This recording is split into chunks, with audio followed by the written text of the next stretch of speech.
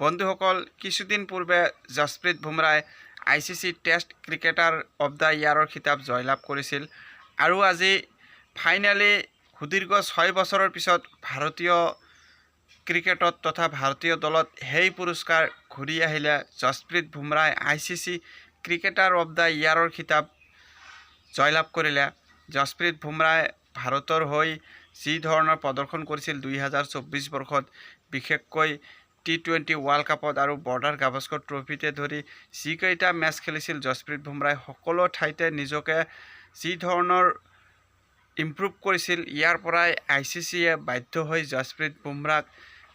ICC cricketer of the ইয়াৰৰ খিতাপ দিলে। জসপ্ৰীত বুমৰাক এই খিতাপ 3টা ফৰ্মেটৰ খেল প্ৰদৰ্শন চাই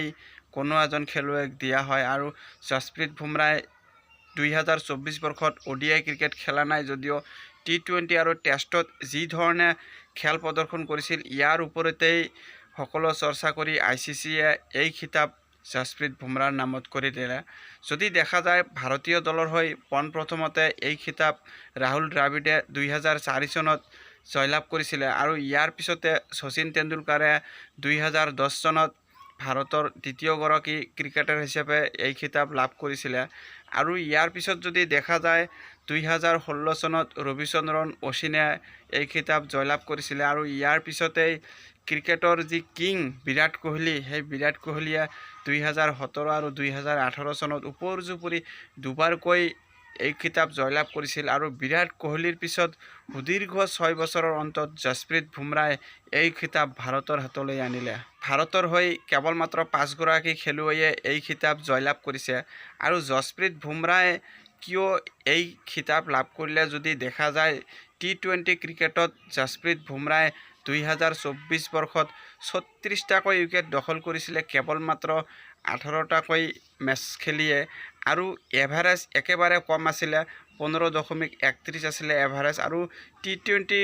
ৱৰ্ল্ড কাপত যি ধৰণে প্ৰদৰ্শন কৰিছিল, ভাৰতক সেই টুৰ্ণামেণ্ট জয়লাভ কৰাত গুৰুত্বপূৰ্ণ ভূমিকা গ্ৰহণ কৰিছিল জসপ্ৰীত বুমৰাহে আৰু সেই টুৰ্ণামেণ্টত ভাৰতৰ হৈ 15টাকৈ উইকেট দখল কৰি ভাৰতীয় পেচ এটেক বলিং লাইনআপ যি ধৰণে আগুৱাই লৈ গৈছিল জসপ্ৰীত বুমৰাহে আৰু সেই টুৰ্ণামেণ্টত কেৱল মাত্ৰ 8.26 এভাৰেজ আছিলে জসপ্ৰীত বুমৰাৰ উইকেট লোৱাৰ যি এভাৰেজ। ইয়াৰ পৰাই ICCয়ে বাধ্য হৈছিলে যে জসপ্ৰীত বুমৰাৰ যি প্ৰদৰ্শন আছিল, সেই প্ৰদৰ্শনৰ ওপৰত ICCৰ দৃষ্টি কাঢ়িছিল আৰু ইয়াৰ পিছতো টেষ্ট ক্ৰিকেটত সম্পূৰ্ণ ছিজনত যি ধৰণে ওপৰজুপুৰি ভাল প্ৰদৰ্শন কৰিছিল আৰু কেৱল মাত্ৰ 13টাকৈ মেচ খেলিছিলে জসপ্ৰীত বুমৰাহে 2024 বৰ্ষৰ যি টেষ্ট আছিলে আৰু এই 13টাকৈ মেচত জসপ্ৰীত বুমৰাহে 71টা উইকেট দখল কৰিছিলে আৰু ক'ব গ'লে এজন বলাৰৰ বা কোনো এজন খেলুৱৈয়ে এটা কেৰিয়াৰত 71টা উইকেট লোৱা কঠিন হৈ যায় আৰু তেনে ক্ষেত্ৰত বুমৰাহে কেৱল মাত্ৰ এটা বছৰতেই 71টা উইকেট লৈ যি খলকনিৰ সৃষ্টি কৰিছিলে ভাৰতীয় বলিং লাইনআপক সন্মুখীন কৰা বিৰোধী বেটাৰসকলৰ ওপৰত, ইয়াৰ পৰাই জসপ্ৰীত বুমৰাহে ICC ক্ৰিকেটাৰ অৱ দ্য ইয়াৰৰ খিতাপ জয়লাভ কৰিলে। তো বন্ধুসকল, এয়াই আছিলে জসপ্ৰীত বুমৰাৰ আপডেট আৰু এয়া ভাৰতবাসীৰ কাৰণে এক ভাল খবৰ, যিহেতু